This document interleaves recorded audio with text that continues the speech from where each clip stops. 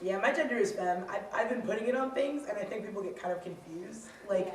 you know, like when they're like forms, when they try to like have like those like PC forms where it's just like boxes for everything. It's like, you know, like just, no, not even just like where it's just like, just tell me in the box, you know, like, and that's fine. I think that's a better way to do things, yeah. But like, I'll write femme in the box, and people will be like, so you want to say a little more about that?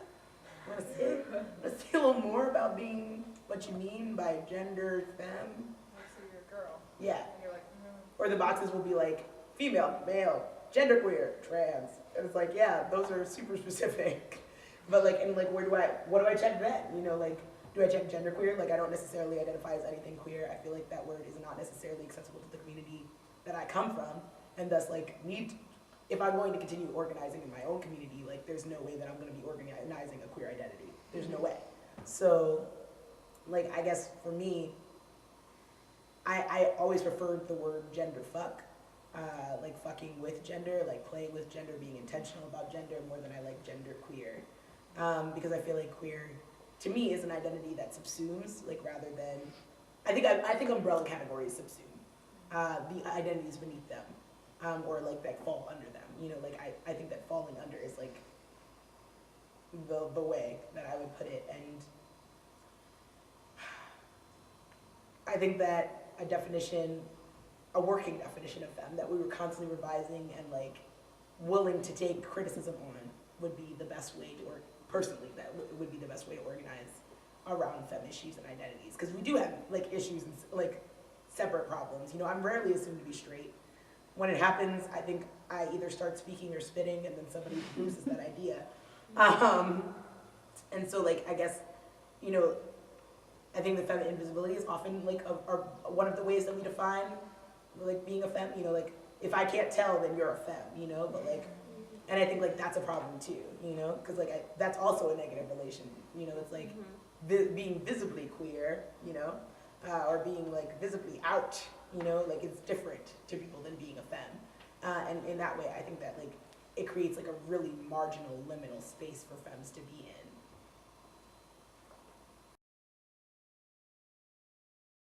That question is so big, and my fear in answering that question, just as it's stated, is that I would be kind of dictating for other people what makes a femme. So can I reframe the question and say Totally. What makes me a femme? Okay. Okay.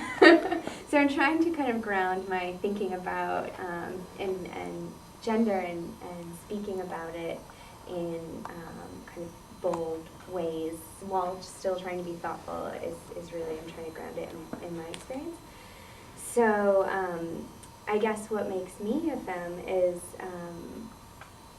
is a queer politic. And in thinking about femme identity, I don't divorce it from my sexuality. So being a queer person, meaning being open to being intimate with people of different genders and different sexes, and also being aware that there aren't just two genders, like not buying into the gender binary and knowing that gender is really complicated. For me, I see it in three categories as identity, presentation or performance, and perception, so how I am perceived by other people. And those three things I know are impacted by race, class, age, size, ability, sexual history, and current sexual practice, and other things too, but those are kind of the big ones that I think about in terms of my gender identity, presentation, and how I'm perceived. So what makes me a femme is all of those things, and how I present myself. It's partly how I think about other people's gender in relation to my own gender, and how mine changes and how other people's change. And I think being recognized as a femme happens most often among other queer women. I haven't experienced it so much around gay men, but I think other queer women who are aware of butch femme identities, and that knowing that there's much women other than just being butch and femme, but I think there's this awareness that one can like how I look and there's kind of a word that I might call myself. And so, you know, hopefully they check with me to make sure that that fits for me, but that recognition happens, I think, in queer spaces. And I guess off the top of my head, you know, I think about the Northampton Pride Parade and marching with other femmes and holding a sign that self-identifies me as a femme. And, you know, the past 2 years that I've marched with that contingent, last year it was Femmes Against Police Brutality, because there had been a recent incident of racist police brutality in Northampton. And the year before, I think it was like Femmes for Non-Monogamy or something, you know, so it like pulls in this other part of my identity, but still kind of asks people to recognize my femme gender. I think femme invisibility brings up for me walking down the street holding my boyfriend's hand, and I hear from the queer community that I should accept like the heterosexual privilege that I get being in that partnership, but I think it comes at the cost of, you know, passing, and what does that mean? You know, it's about invisibility. It's about not being seen for more than just people's assumptions about who I am and what I do and how our relationship is structured. I mean, I don't know that it relates to gender, but I know that I think it makes my sexuality clear that we're in a non-monogamous relationship. So I sleep with women simultaneously, that I have this male partner, and so I think that just kind of, you know, hides all of that. Such an interesting question, because the answer is no, I don't. And I live in Northampton, which is like the lesbian capital of, you know. Yeah. And, you know, I have a femme kind of ex-friend. We're not as close anymore, but we once talked about sleeping with other femmes, and she, you know, never partnered with other femmes, but she would have sex with them. And she said that her role would change, that with butches or trans guys or non-trans men, that she was a bottom, but when she slept with other femmes, she was top. And it was you know, she's kind of validating for me this confusion I had about an ex-girlfriend of mine, and I was like, oh, okay. You know, so I appreciated learning about that experience, but no, I don't know any femmes who are partnered. I don't think it's, you know, coincidence or like accident. I think there are pressures from like commercial media. We were talking about pornography earlier, and this idea of what the ultimate female girl situation is, and it's never butch femme, it's never trans boy femme, you know, like it's always femme. So does then our community, are we just partnering in reaction to that? You know, honestly, when I first accepted that I was attracted to women, I thought, oh my God, have I just internalized all of society's messages about women as sex objects, and now I am, you know, lusting after women too. Mm-hmm. And so at some point I had to integrate that into, you know, a whole lot of other thinking about desire and sensuality and sexuality. And but I'm not sure. I think I'd have to have a lot more intentional conversations with more femmes about why we're not partnering with each other. I have. Up until I was like 24, I was really overweight. I was much heavier than I am right now, and I was not sexualized by other people. I was not seen as a potential sexual partner as often as women who are thinner and fit a standard of beauty.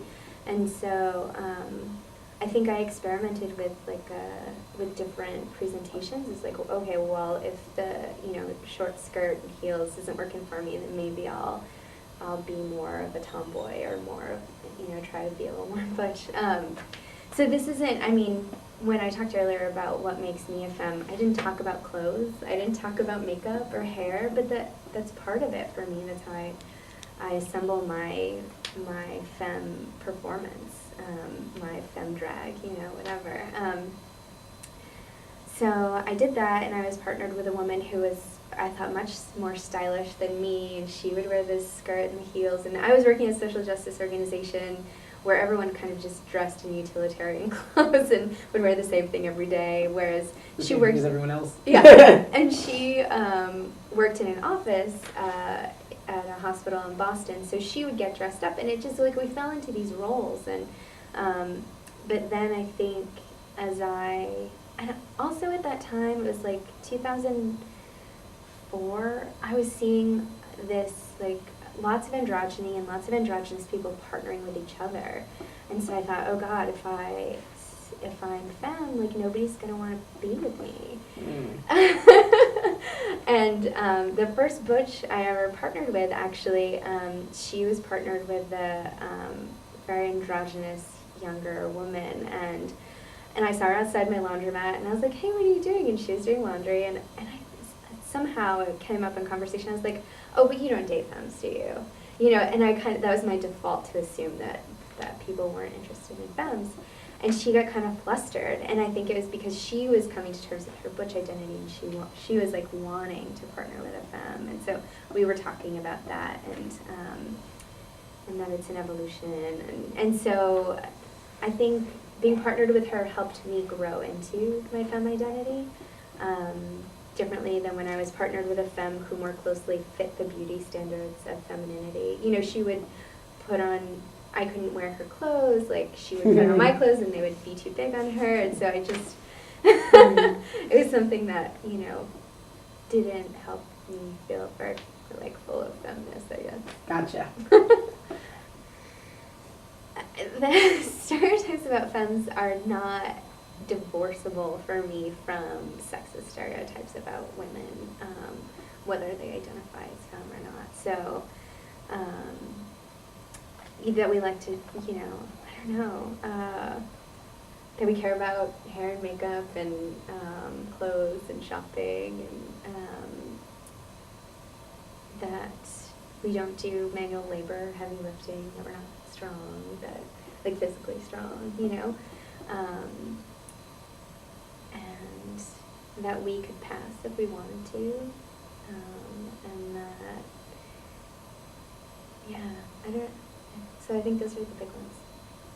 Well, I think so. The internalized whatever that would be, which is not so dissimilar from internalized sexism, triggers me to, like, want to reject those parts of my identity. Like, no, I don't want to spend a lot of time putting on makeup, or I don't want to care that much about clothes. Look, I can purge my closet and, you know, like, hide my shoes. Like, I have so many shoes out, but some hidden away, so that people don't see and think that I'm absurd, you know, and that I fit that stereotype.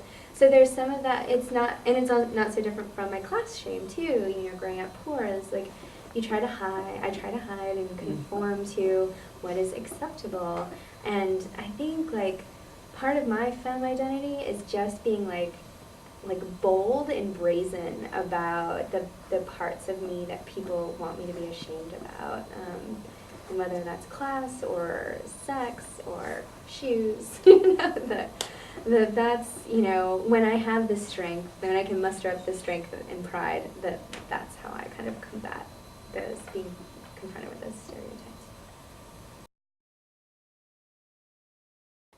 When femme becomes a catch-all for just, like, any expression of femininity, like, I feel like I've definitely heard it described by, like, or heard it used by a lot of, like, younger queer folks to describe just being like, well, I'm not like femme, but I'm not like butch, and they're just sort of, like, as, like, adjectives, like, described in their presentation, and, like, but I've definitely, like, known people on a whole different spectrum of people whose, like, femme means, like, either, like, it means, like, certain degrees to different people. I remember once a group of friends were having a boys' night. They were, like, drinking beer and, like, I don't know, building something. It was like drinking beer and building a bookshelf or something. It was the couch. It was the couch. And I was like, oh, I'd love to go to boys' night. And someone was, and, like, one person was like, I'm actually really uncomfortable with Sarah coming to boys' night because she's femme.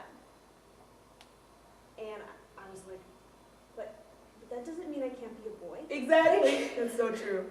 Like, I just want to have some beer and build a couch. And, like, why does, like, the fact that I wear a dress, like, pretty often mean that like I can't have beer and build a couch. Like, what? I don't see how this correlate really.